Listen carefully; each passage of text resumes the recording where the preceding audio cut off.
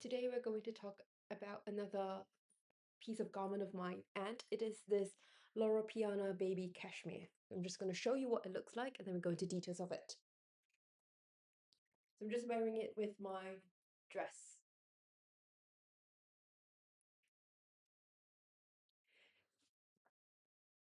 So it just fits very snugly, and it's the color burgundy. So a big backstory of baby cashmere, and then I go into this piece. So I first got to know about baby cashmere back in New York, and I forgot when it was, but I was in New York for a while, and I was going to Saks Fifth Avenue because that's what you do when you're in New York. And there was a Loro Piana at level one. So once you enter the door, on the left, it's like the second store or the second thing in the big area. You have Loro Piana. So went in, and back then I was just into cashmere, just cashmere. I have a couple pieces of cashmere then, but I was just into cashmere. So I didn't really know about Loro Piana back then, and this was before the whole succession thing, where I think Loro Piana really became a big thing, and this whole quiet luxury stealth wealth came about. I just know that they have nice cashmere. My friend told me about it, so I went in, and I saw this beautiful poncho, this camel colored poncho, and I thought, oh, the shape looks very nice. It looks very beautiful. It looks like something I will wear. And then when I went to touch it, oh my God, I think I just melted into a puddle at that point because it was the softest thing I've ever laid my hands on. Okay, it's just the most beautiful thing. Then I couldn't figure out. Oh wow, this is something new. So I went to take a look at that, and turns out it's baby cashmere. And I also saw the price of that, and I fell out of love, and I left Saks Fifth Avenue. It was very expensive then, and it's gotten a lot more expensive now. So clearly, clearly, that coat was not something I'm looking for anymore. But in a long story short, a couple of years later, I'm always looking for baby cashmere in general, and especially if they're on sale. Long story short, then I found this jumper, and I was debating with myself for quite a while because I do have a lot of jumpers, and they are all cashmere. I've got two merino wool, but that is because they're for skiing, or I use that as pajamas when I travel during winter.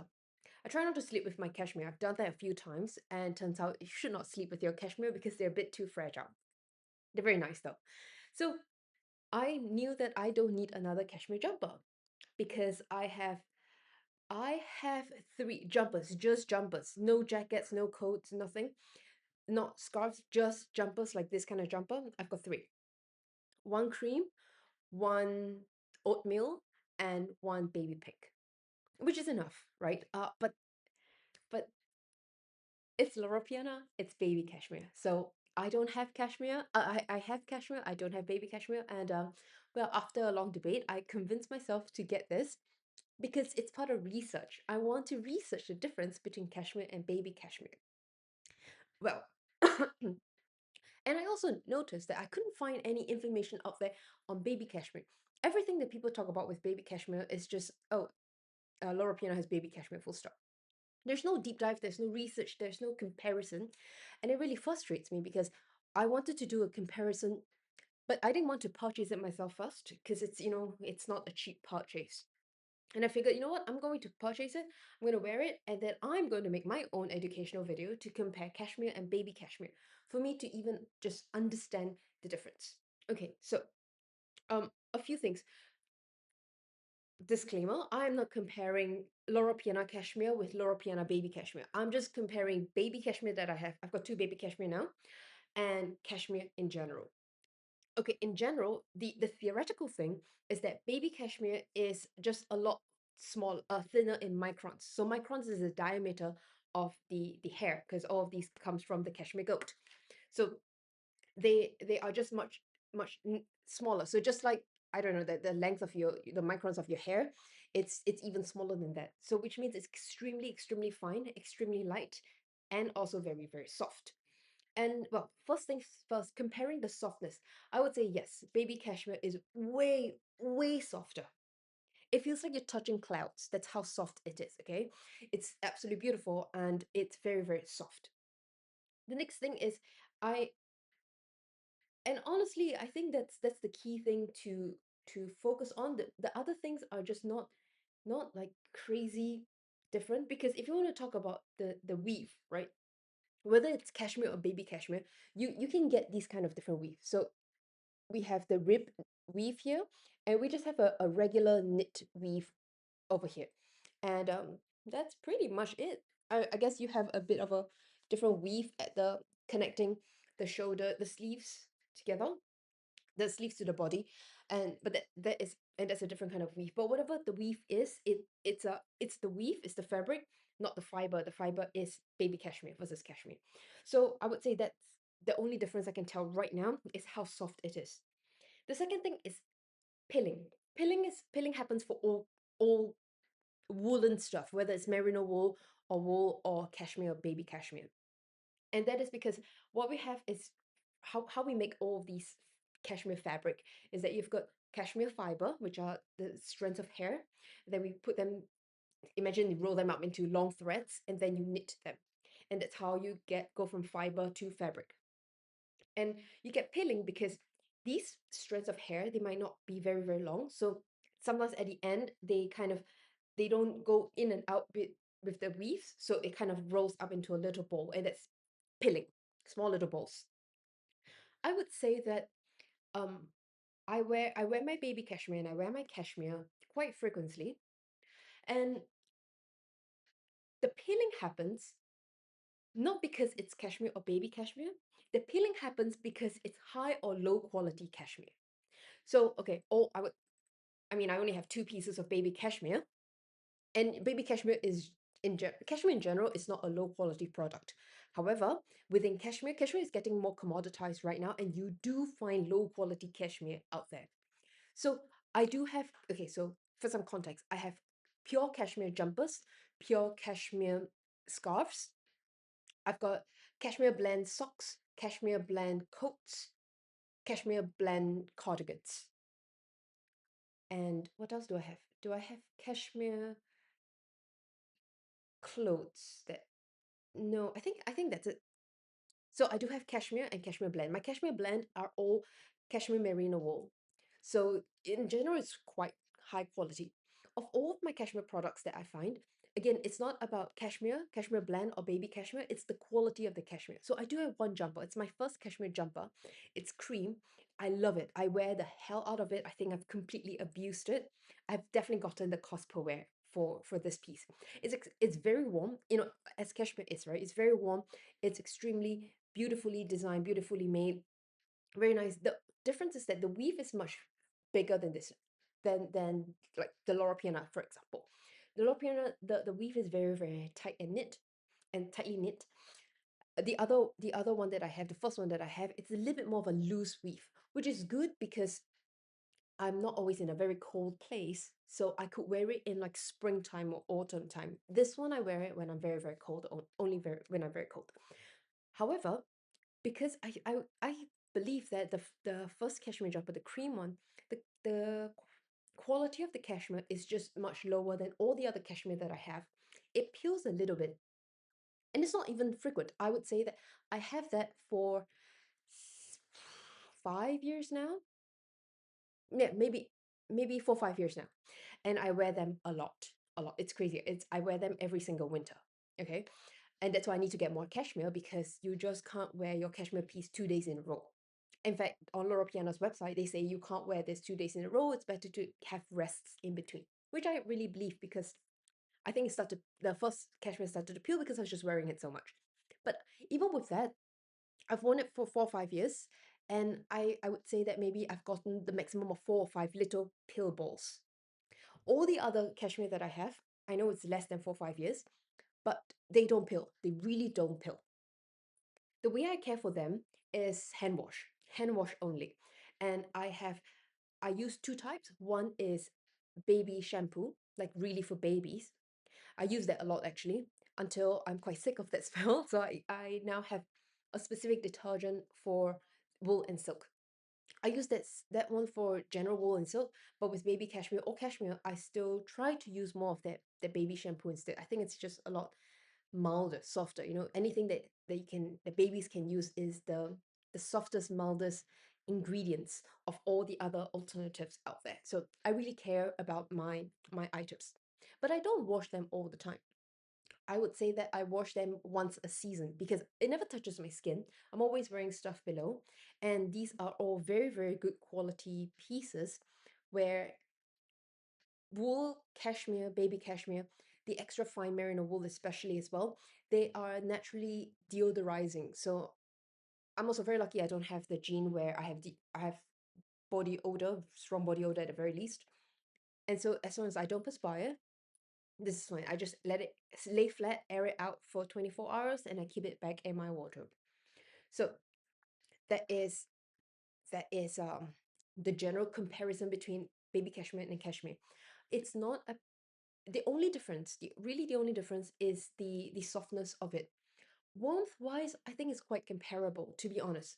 I'm not, to be fair, I'm not comparing in like negative 40 degrees Celsius temperature. At that point, I'm just wearing fur. But just in even the normal winter time, cashmere and baby cashmere, I don't really see a difference. Except for the softness, that is it. I'm also someone who can just wear cashmere and wool and merino wool on my skin directly. I don't have the itchiness thing. So it's extremely, extremely soft. Um, Care wise, cashmere, baby cashmere, the same. Honestly, the price you pay, the price premium you're paying for baby cashmere is in the softness of the garment. You don't always need to get baby cashmere. And this is me, maybe I'm biased because I collect a lot of cashmere items. I have a lot of cashmere items at home, and they genuinely work enough for me. They are absolutely what I need, and it's enough for any of the winter places that I go to. I don't go to negative 40 degrees Celsius. That could be a different story, but that's where fur comes in. So for normal winter, for normal indoor, very cold places, cashmere and baby cashmere, enough. I do want to try vicuña, but baby steps, baby steps. I'm not supposed to buy more things because I have enough. Okay, so let's talk about this piece. So this is the classic Loro Piana 100% baby cashmere knit jumper, and it is this rich burgundy red. It has this very beautiful classic V-neck silhouette, and you can see that there's very intricate cable knit detailing all around. It's not all over the entire jumper, it's just where you need reinforcements like the collar, the sleeves, and then also where you're joining the body of the jumper and also the sleeves of the jumper. And then you also have just funky patterns that goes down in the middle, and the sides, two of them. One, two. So this jumper has the very nice medium weight construction. It's both warm, practical, and has this really beautiful sophisticated drape. It's it's light, but it's not flimsy. Because of the knit, I think it has more structure in the jumper, but it's very, very light where it feels like it's almost alive. You know, you have chunky jumpers where it's structure and heavy feeling. This doesn't feel heavy at all. It doesn't even look heavy. It looks very, very light. And I love that. This is the precise cable pattern, the raised texture around the ribbed cuff, the hem protection. It just is just neat tailoring fit. And the baby cashmere just highlights how luxurious the piece is. And I like that there is no logos or anything around. You wouldn't tell that it's Loro Piana. It could be some random cheap, jumper that you find elsewhere. But it's all these little details where people will turn their heads because their jumper looks different. I don't know where that is from, but their jumper looks different. So let's talk about the design language. So this jumper embodies Loro Piana's design philosophy of timeless elegance with impeccable craftsmanship. And to me, that is how I have my wardrobe. It's timeless, it's elegant, it's chic, and truly good craftsmanship. It's very easy to find low quality things around, and the only differentiating factor will be good craftsmanship, and good craftsmanship leads to it being elegant and timeless. The V-neck silhouette, it's classic and versatile. I like wearing polo t-shirts below, and I'm wearing a polo dress, so this works perfectly. I also like I can unbutton it and just leave it open as well. I also love throwing this jumper over my shoulders just as a way to keep my top half of my body warm. And I've done that many times because it's not cold enough to wear a jumper, but it's quite cold, it's quite chilly, so that will be a perfect garment to just put on my shoulders. And a reason I really like this is because, again, I have three other pure cashmere jumpers, not counting the cardigans and all the other things I have, just pure jumpers. The first one I have is a round neck. Actually, I've got two round neck ones. The cream is round neck. The it's a bit loose round neck. The pink is a bit of a tighter round neck. The oatmeal is a turtleneck, and so this burgundy is going to be a V-neck, which I like because then I have different kind of collar patterns of collar styles of these various jumpers. And this I really enjoy the small details of the cable knit all around the jumper because it's a very simple jumper. It's simple, it's clean, it's classic, nice solid color, and the only little things you could jazz it up a little will be the various kind of knit pattern. And this balance of texture, simplicity, strong, solid color, it's a reflection of Loro Piana, the house's commitment to understated luxury. I would say the proportions are also fantastic. I mean, I think I come from a very normal human body size and human body weight, and so it fits me perfectly.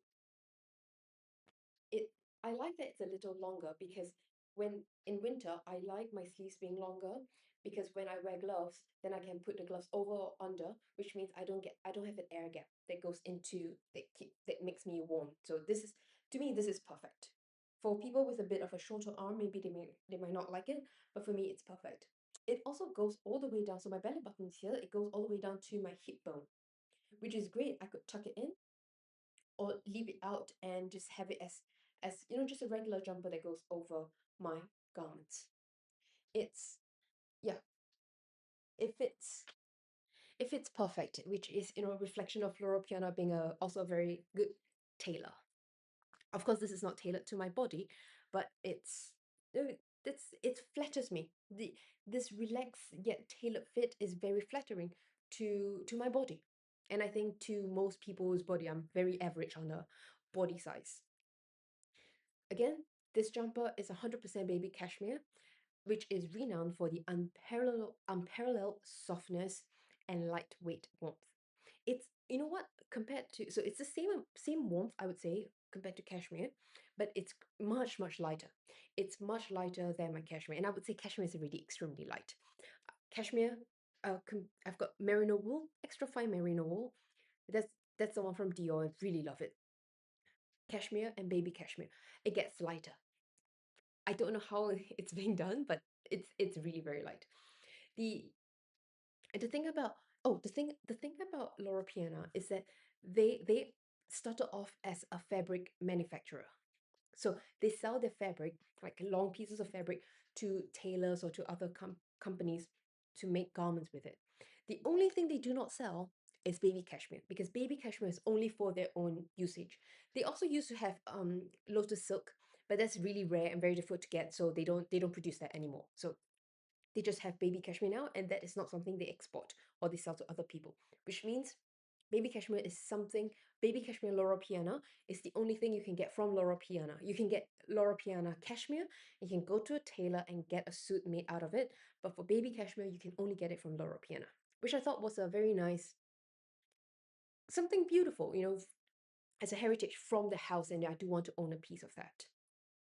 And because they started as garment fabric manufacturers and now they make garments as well, they completely own the entire supply chain of their their garments, all the way to sourcing of fiber, spinning it into fabric, manufacturing the garments, and then selling the garments or selling the fabric. And this the construction, I, I, I, I do want to go into this. It's something very nerdy that nobody cares about, but I do care about it. And since I'm doing an archive video, it's good to go into details about it. So let's talk about the fiber first. So the fiber is meticulously sourced by their own supply chain and spun into to ensure this flawless texture and durability.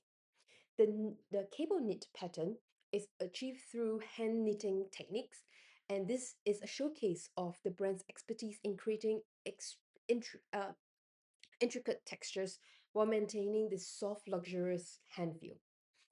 This is just the usual knit. This is the cable knit. You can see that there isn't you can barely see as it transitions between the various kind of knit style. And it's still equally soft as you run your hands through the different kind of knitting patterns. I don't know how they do that. I genuinely have no idea. It's it's just so intricately linked together and it's seamless. Okay, so and it's I would say that the seams that I find are around my body, which is where the main fabric is, and also around the arms, which is, you know, combining the fabric together. So everywhere else is just completely seamless, including the ends here, the rib here. The only seams are the sides and also the sides of the arm as you're closing the fabric together, which makes sense, right? Otherwise, doing a knit, a seamless knit, which is a rounded knit, might not always be the best for creating a tailored fit. So I'm completely fine with the seams only on closing of the fabric. And I love the cuffs, the hem, and this little details on the side, having these more of a different knit just to enhance the beautiful, intricate texture of this piece of garment. It's not just one piece that is all flat or it's cable knit everywhere. You have very small little detail that enhances the intricate details of a very specific, simple, basic garment. The stitching is very even and consistent, very, very even, both sides, very even and consistent, and no visible flaws, no irregularities. The Also, there's no lining, okay? Because I don't know, I've never seen a jumper that is lined, so it's no lining, and it just fits quite snugly to my body. I love that. And yeah, all these different details of the craft and the material is really highlighting Loro Piana as a very good at what they're doing. Very detailed, all the way from the fiber to the fabric to the construction of the garment. It just highlights how good they are at these really high quality basic pieces. And yeah, maybe a little historical context of Loro Piana and this jumper. So this jumper is a reflection of Loro Piana's legacy as a pioneer in luxury knitwear during the late 20th and 21st centuries. There are few other companies out there, and Loro Piana is one of them. There are not many. They're primarily in Italy, and Loro Piana is Italian. The use of baby cashmere was also introduced. It's quite new, you know. It was only introduced in the 1980s, and it's a huge way to revolutionize the industry, and it sets a new standard for softness and quality. Loro Piana is known for these kind of things because they also have one of these biggest rights in Peru, where you have vicuña. Vicuña comes from the animal vicuña, which is the national animal of Chile. No, Peru, sorry, Peru. And Loro Piana has the rights to cultivate these animals for the hair, and all these are wild animals, by the way, so they have large areas for the animals to run, and every 2 years they will shave a little bit, and that's how you get vicuña. So Loro Piana is also part owns the supply chain in vicuña and baby cashmere. These are the two most luxurious fiber or hair, animal hair, in the knitwear industry. So under the leadership of Loro Piana, the brand continues to innovate while maintaining the commitment to timeless wearable designs. And this is the whole trend of stealth wealth, quiet luxury, whatever it's being called. But I just like it's always classic, it's always elegant, it's completely timeless. Another company that does that in a more edgy style are two of them. One is La Mer and one is Yoji Yamamoto. Both of them also focus on timeless wearable design, but in a more um, fun ways than Loro Piana. Loro Piana is just your classics, which is not a bad thing, by the way. I love them too. I have these two different styles in my wardrobe. So I think what we're seeing now is a resurgence in fashion for the appreciation of heritage craftsmanship and natural material, natural fiber. And this is very aligned to, a couple of brands that have been around for generations. This jumper embodies the moment. It offers a piece that is both luxurious, very, very luxurious, and very practical. It keeps me very warm. So when I go out, I just need to bring one jumper, and that's all I need when I'm very cold. And the focus on subtlety, material excellence, it that distinguishes the garment from any other garments out there, or in fact, the older designs of Loro Piana. So it's very, it's beautiful in the color, in the texture, in the quality. And so, yes, I think a baby cashmere jumper is a quintessential piece of knitwear that people should have, and I got mine.